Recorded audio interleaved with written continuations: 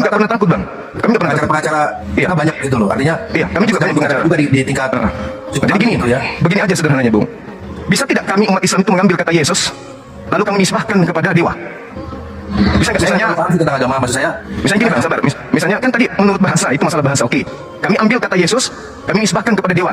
Zeus Brahma, Zeus Krishna, Zeus Wisnu. Bisa nggak? Yesus Brahma, Yesus Wisnu, Yesus Krishna. Bisa nggak? Atau Yesus Baal, Yesus Zeus. Bisa nggak itu? Kira-kira menghina nggak itu menurut saudara sebagai orang hukum?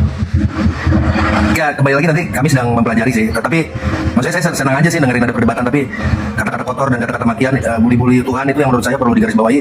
Ya barangkali masa lalu nggak apa-apa. Tapi ke depan ini kita coba akan ajukan ke pemerintah barangkali ya supaya teman-teman apologet ini juga diawasin gitu. Pemerintah. Kalau saya sih gini abang tuh, Bang Joni.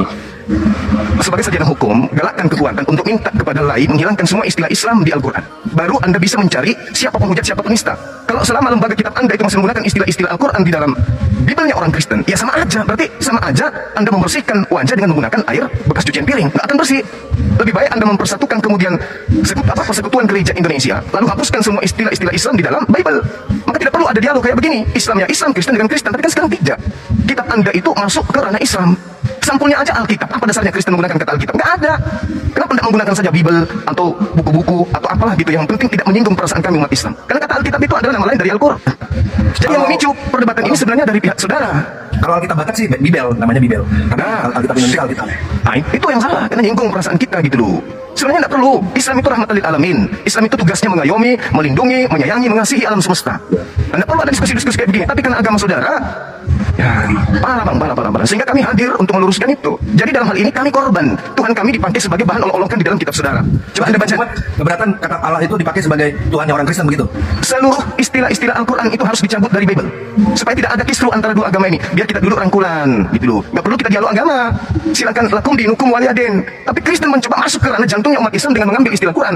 Ini yang merusak persaudaraan. Coba ya teman ya, coba kita lihat di dalam Efesus 2 nomor 6 nomor 7. Allah mengosongkan diri, tidak mempertahankan kealahannya dan mengosongkan diri, lalu Allah kemudian mengambil rupa manusia dan menjadi seperti manusia, dan Allah kemudian mati digantung di atas pohon. Sakit hati kami bang. Kalau dikatakan Theos, dewa atau Bapa datang dalam rupa manusia, tidak masalah. Ini Allah. Sebenarnya kata Allah, kalau Anda orang hukum, tidak ada dasar pijakannya orang Kristen menyebut ALLAH dengan sebutan Allah.